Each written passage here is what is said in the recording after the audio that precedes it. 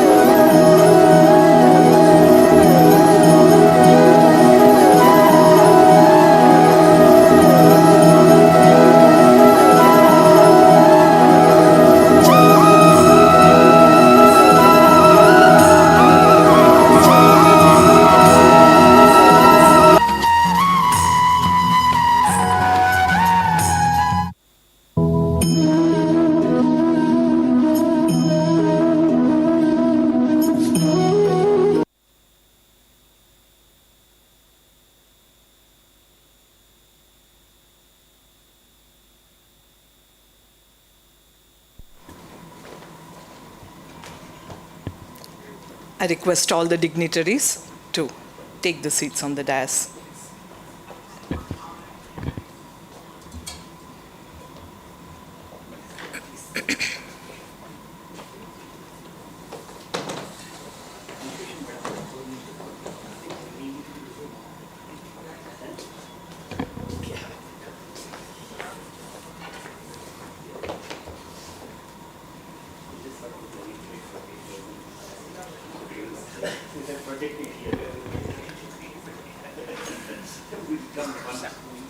The main instrumental person behind this conclave is our Honorable Vice Chancellor, Professor B.S. Satyanarayana. He is our Vice Chancellor of Dayananda Sagar University, Bengaluru, and holds a PhD in Electrical and Engineering from University of Cambridge, UK. With over 4 decades of experience across academia, industry, research and development, and international diplomacy, he is widely recognized for driving innovation, sustainability, circular economy, and Atmanirbhar initiatives. He has led and transformed multiple institutions, founded startups, established advanced technology labs and incubation centers, and contributed to major national and international collaborations, including Indo-US Science Partnership. A profile academia and institution builder, he holds multiple patents and have good publications. He has played a key role in today's conclave. I request him to give the welcome address in context of setting this initiative. Thank you. Thank you, sir. So, thank you very much. So, good morning, everyone. So, wouldn't mind some more energy. We are talking of net zero, transformation, India, Vikasit Bharat. So, I think it's indeed a pleasant and a proud privilege for me to be standing here and talking about this conference. First of all, I would like to welcome our chief guest, Sri Srinivasulu, Secretary, Government of Karnataka, Environment Ecology, and also our mentor and or the key, again, sort of germinator of part of the process, Professor Dr. Rajendra Shinde, the director of GTF, and above all, from the university, I have to mention that there are the pro-chancellor has been the major vision, who has provided us this platform to think of such an activity, because even from the time they conceived the university, they had conceived of a great university which would go global and is also smart and green and sustainable, with technology coming in. Even the campus has a combination of how do we combine modernity and original, in national, culture and heritage. Yeah. So once again, formally we welcome Professor Shinde. And so I'll not take too much of time in setting the context, as we have lost some time while starting.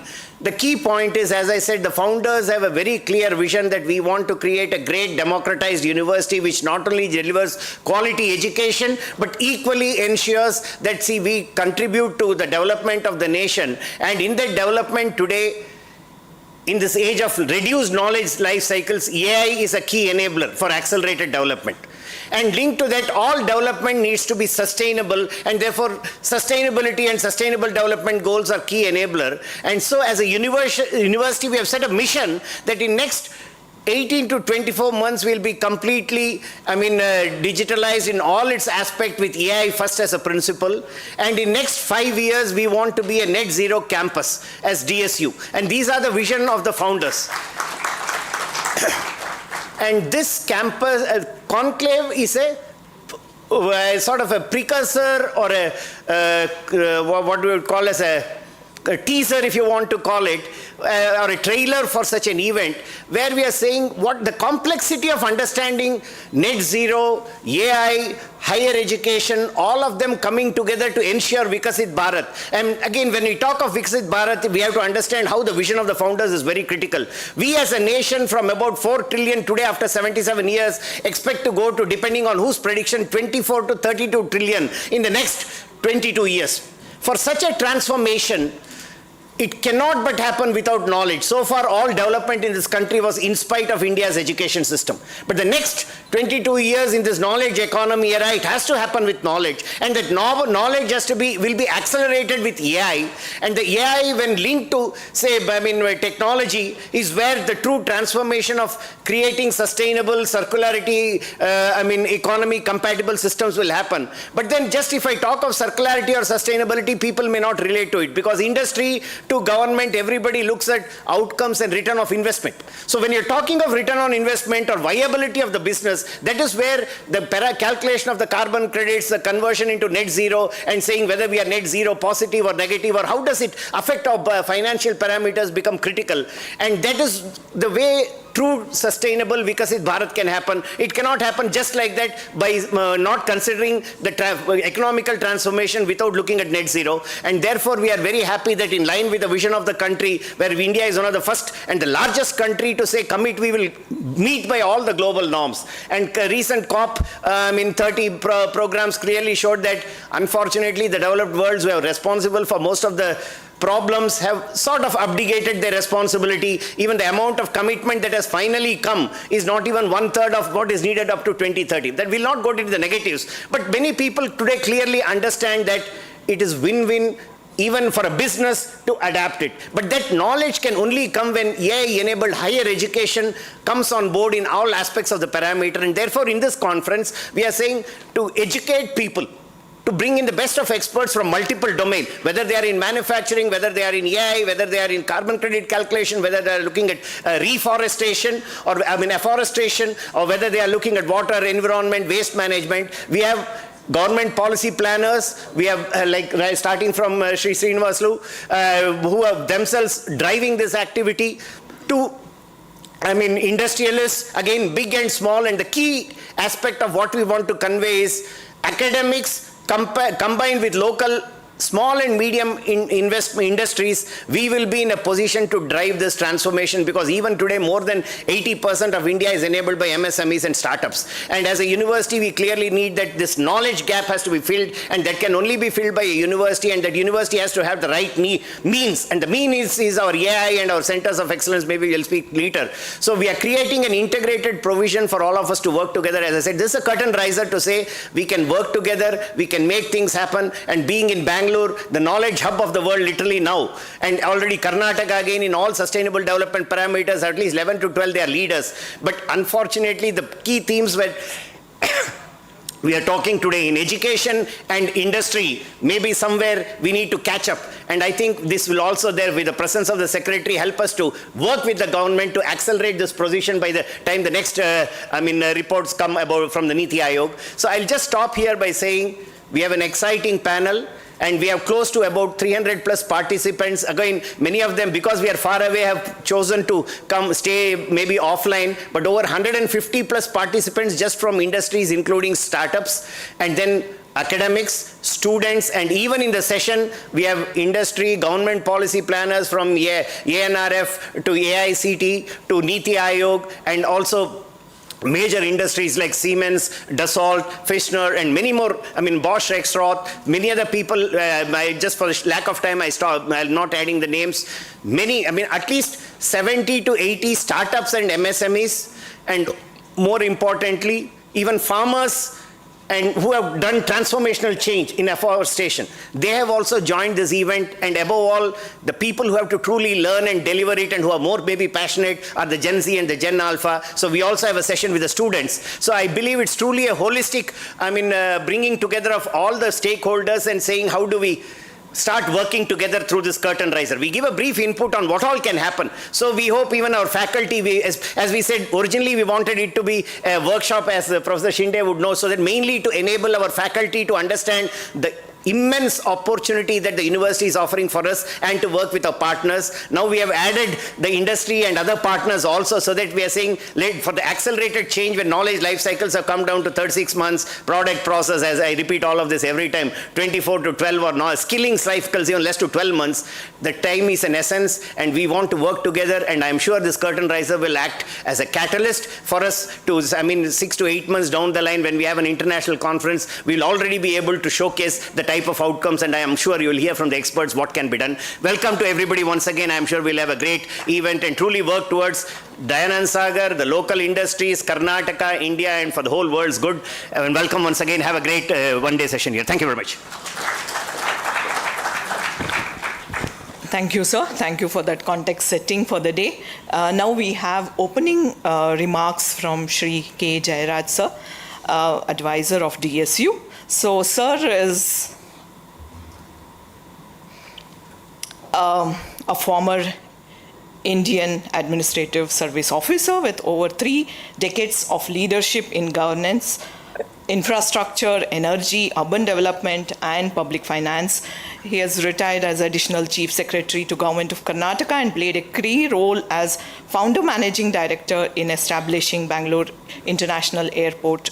So he has also served with the World Bank in Washington, D.C. and currently works as an independent director and public policy advisor, with actively contributing to higher education, management institutions, and non-profit organizations. We want to have him online and listen to him. Thank you. Thank you.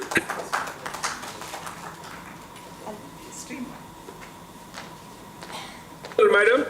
Yeah, please. Yes. I am audible. Thank you. I'd like to join our Vice Chancellor in extending my felicitations and welcome to all the esteemed participants for this very important conclave, which is a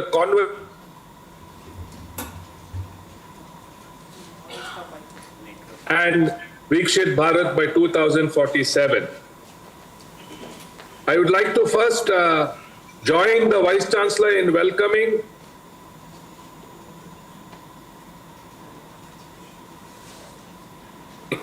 younger colleague, the Secretary for Environment,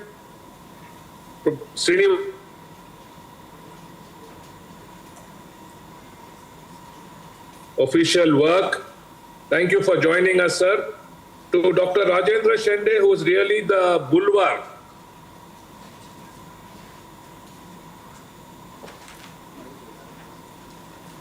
to Dr. Venki Raghavendra, to the host of other participants, including the startups,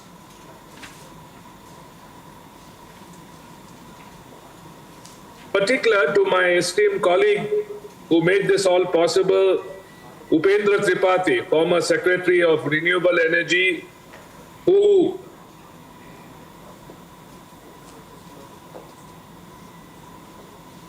joined hands with Dr. Shende. So thanks all of them. In particular, I'm also grateful to the Vice Chancellor, our Pro Vice Chancellor, Dr. Malali Gowda,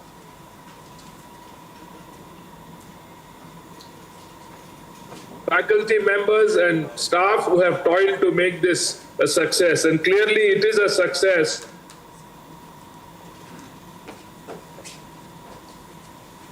For the larger international conference that we want to have in the next couple of months.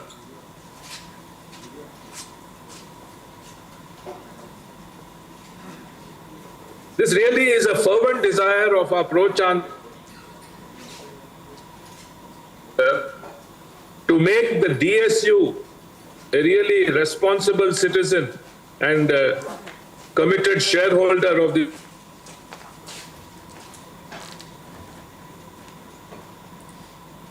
within the next 5-year period, that is by 2030. So this is the conviction that has driven this entire effort and which we are trying to put into practice. Because at the end of the day, sustainability is not just for policy makers or others, it is of vital relevance to the entire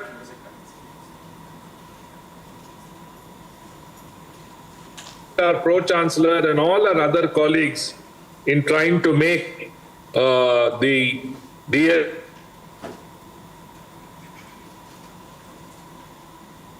55 acres to really become net zero. Part of this has already started in the form of our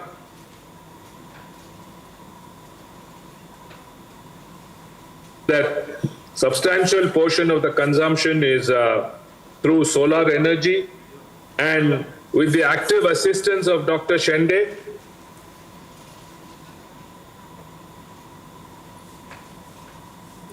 conducting proper energy audit, moving towards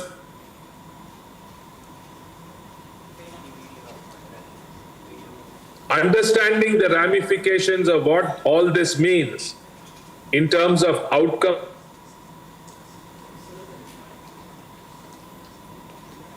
Net zero approach in our DSU campus.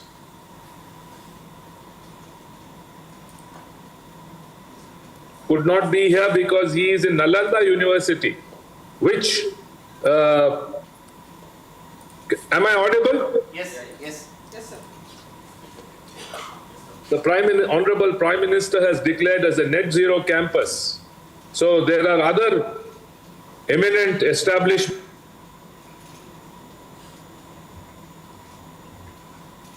we are joining that great community. What we want to learn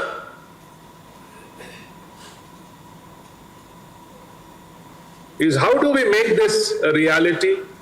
What are the best practices to adopt? What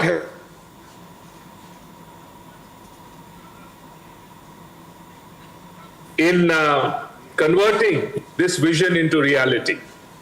And finally, I'd like to inform the esteemed participant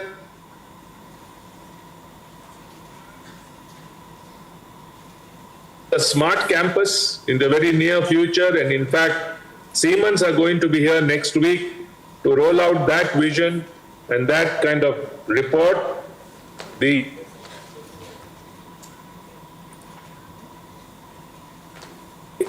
Because in all respects, we would like Dayananda Sagar University to be truly a world-class university.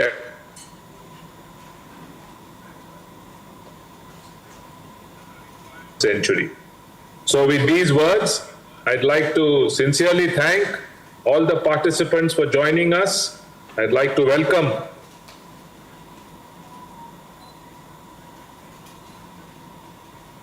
all other colleagues, in particular Dr. Shende, and I'm sure this conference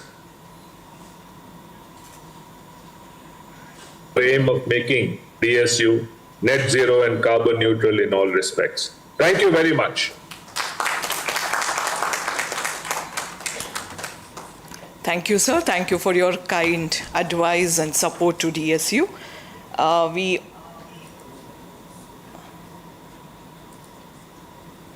also have with us online Professor H.P. Kincha, the Professor Emeritus and Advisor to DSU. So he's a distinguished academic leader and policy advisor in electrical engineering and higher education, a long-serving professor of IISc. He's currently Professor Emeritus and Advisor to the Director's Office. He's served as Vice Chancellor of VTU.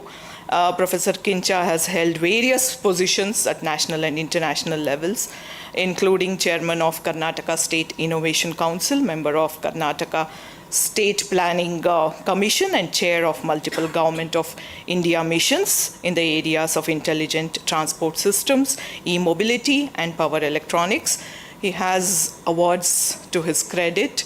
We are very happy to have you here with us, sir. We welcome you to address our gathering. Sir is not addressing. Sir is not addressing. Yeah, join. Good morning to you all of you in joining this one-day conclave on AI first and net zero city. Welcome and greetings to everybody on the dais and off the dais.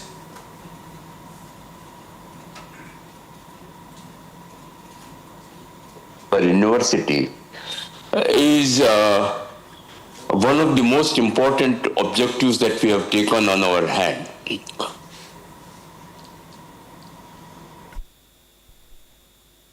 Be initiating through the energy component of the net zero first. And towards this,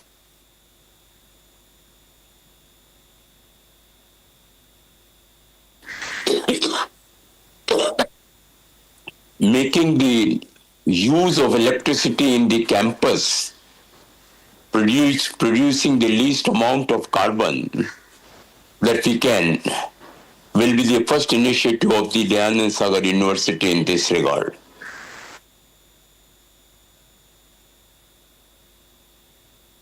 But in this connection, we have just now initiated the project of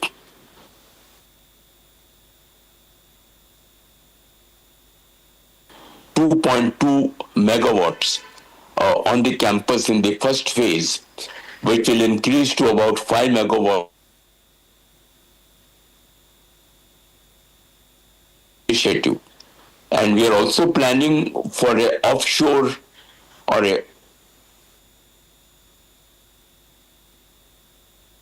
plant also will add to the capacity of energy available in the campus with the net zero or the carbon impact issues. This type of initiatives in the energy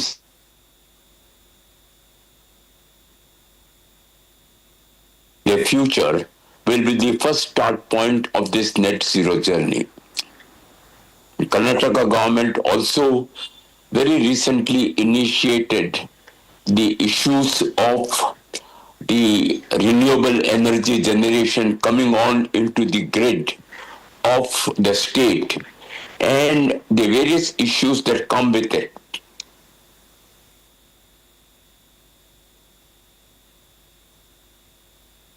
The DSU campus also, and the microgrid operation, that requirements that will come into this will be a good study lesson for all of us. The other components of the net zero and the roadmap to what is called as the North Star achievement, which will be indicated to 4 months, will be a journey that we will start and end. We'll start and end by about 2030. This is a huge initiative. I wish everybody participating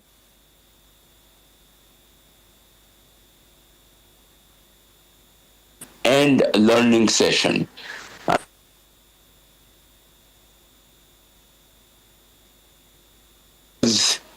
Think about this initiative and do our small bit in this initiative of the DA.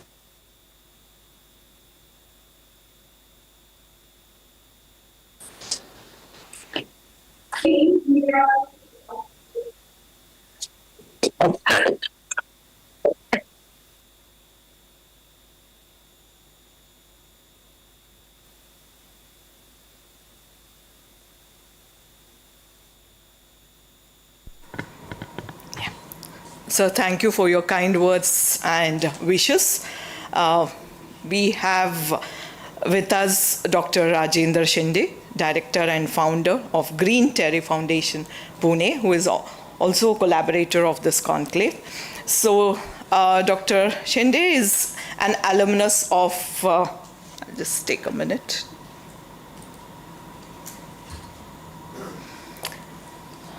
Of IIT Bombay and globally respected environment leader, best known for his tenure as director of the United States Environment Program UNEP in Paris. He served as coordinating lead author of the Intergovernmental Panel on Climate Change, which was awarded the Nobel Peace Prize in 2007 and have received the Nobel citation for his contribution. With experience spanning the private sector, including senior roles with the Tata Group and international policy advisory positions, is continued until 2022 and then the senior expert nominated by the Government of India to UNEP's Technology and Economic Assessment Panel of TEAP, and currently he's the founder director of Green Terry Foundation. It's a non-profit organization and action platform for focusing on sustainable development goals and carbon neutrality, and leads the global network of universities for localizing this SDGs and net zero on campuses. So we are very happy to have you with us. Please address our gathering.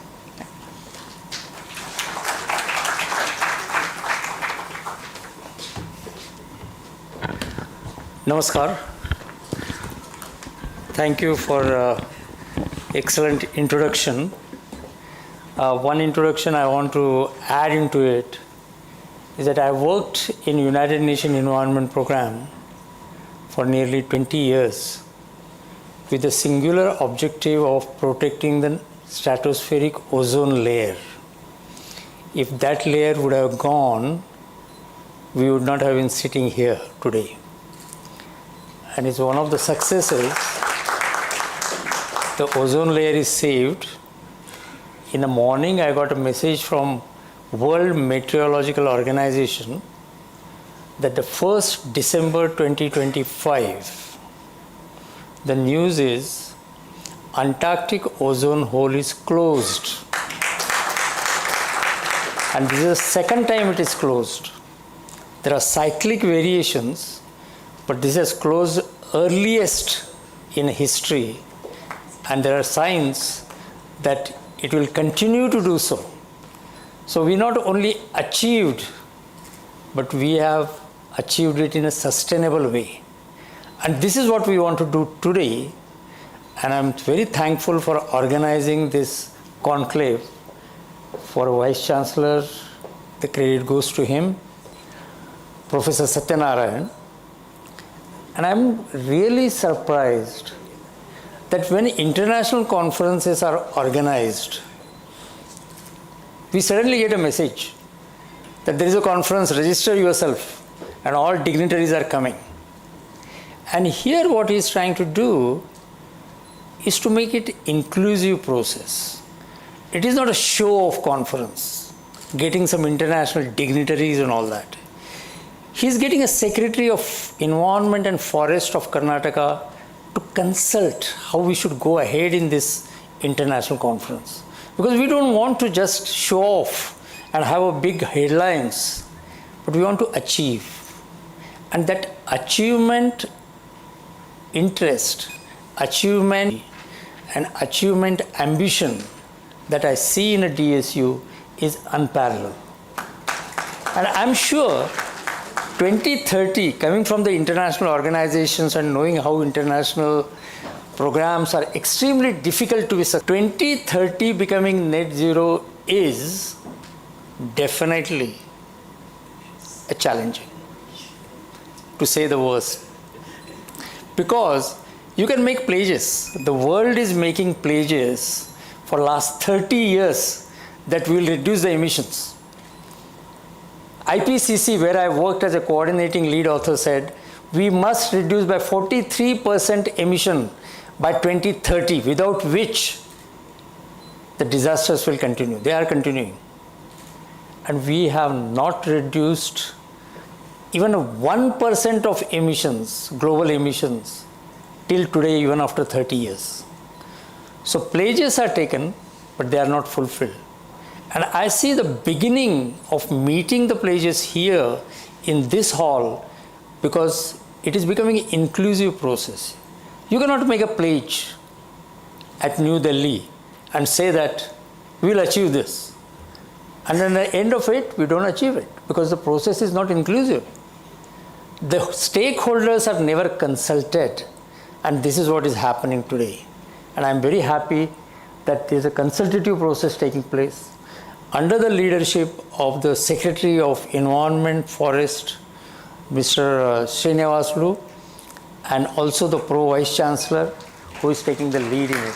I'm very happy to see them here to start that inclusive process, and I think it should become an example that when you arrange an international conference, take the stakeholders into consideration to see what we can do together to achieve it.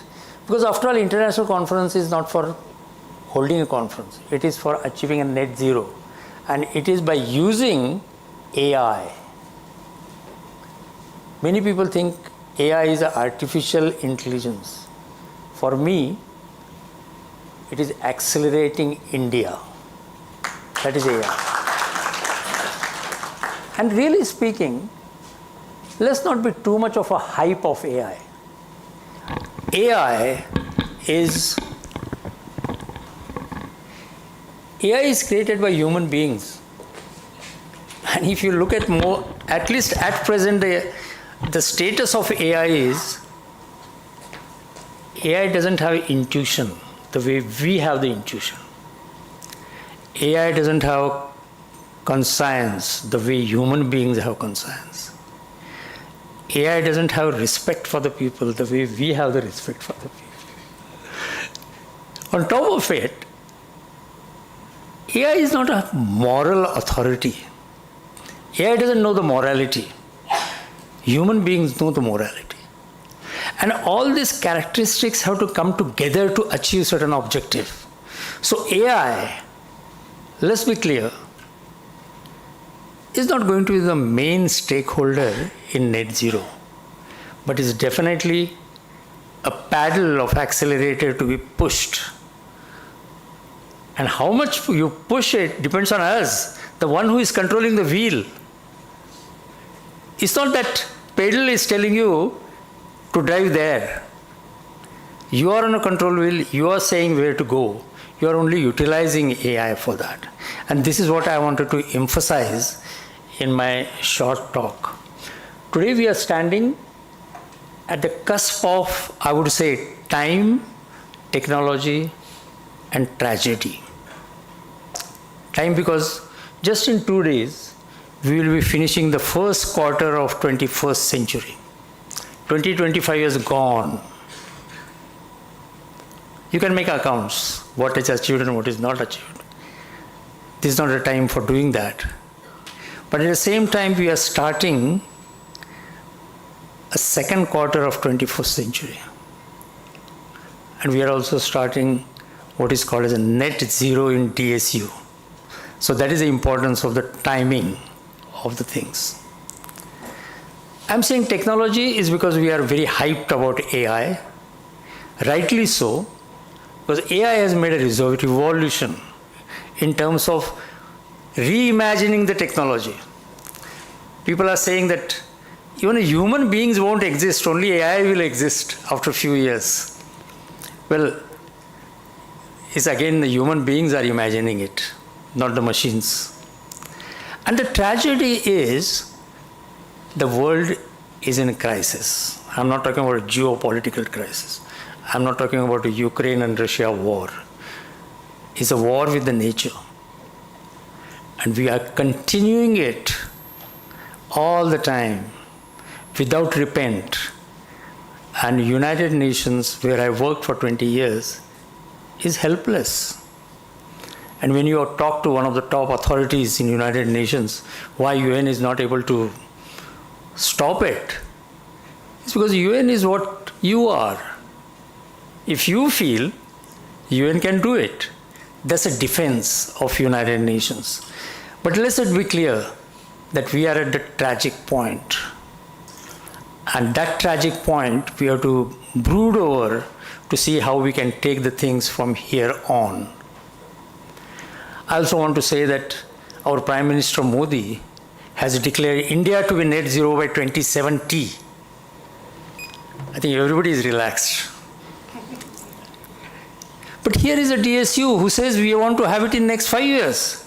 So that relaxation is false, deceptive. And I think unless those kind of things, ambitious targets come up and start working, and I would like to give you an experience, a short one, few minutes back. Getting net zero in this campus, myself, Forest, Environment and Forest Secretary, Vice Chancellor, we traveled in an electric car to come to this place. We didn't emit any CO2. And that is a small thing that everyone can contribute.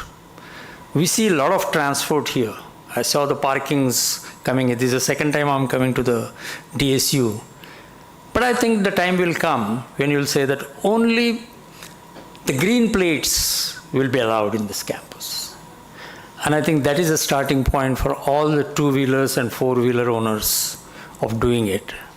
I see that plastic bottles are not here. People will ask what plastic bottles have to do with the emissions and the climate change. They are.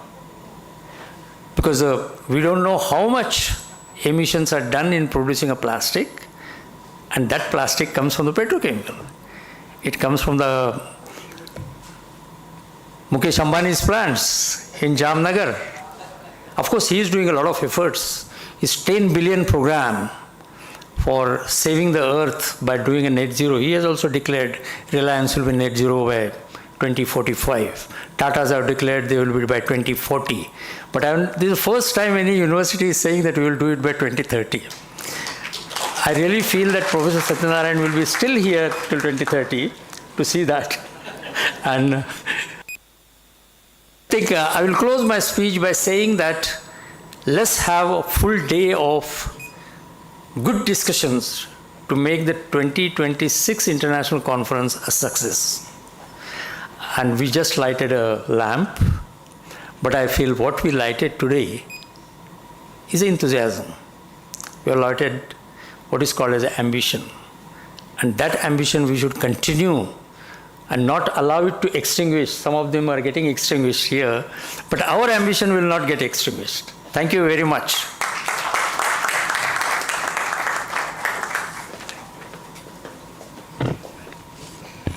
So that was very inspiring, sir. Thank you for your words. We'll also be listening to sir in the address in the next session. We have with us our chief guest, Dr. Srinivasalu, IFS, Principal Secretary to Government of Karnataka of Forest, Economy, and Environment. So sir has over 2 decades of leadership in forestry, wildlife conservation, environmental governance, and public administration. He currently serves as Principal Secretary for Ecology and Environment at Government of Karnataka and has previously held key positions including APCCF of Wildlife, Member Secretary of Karnataka State Pollution Control Board, Managing Director of KSFC and Field Director of Kali Tiger Reserve. An accomplished academic and former agricultural scientist, he holds advanced training in molecular biology and biotechnology and has contributed extensively to research, policy innovations, digital governance, and citizen-centric environmental initiatives. His work has earned national and international recognition, including Guinness World Records and multiple state and environmental awards.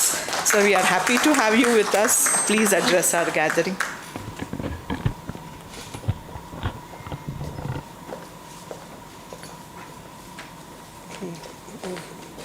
Invites are there. Main page. What there?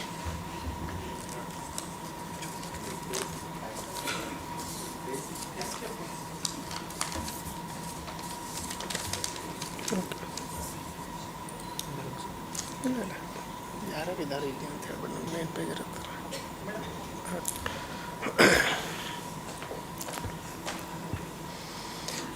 Yeah, good morning everybody. Good morning Dr. Rajendra Shinde sir. Good morning Vice Chancellor.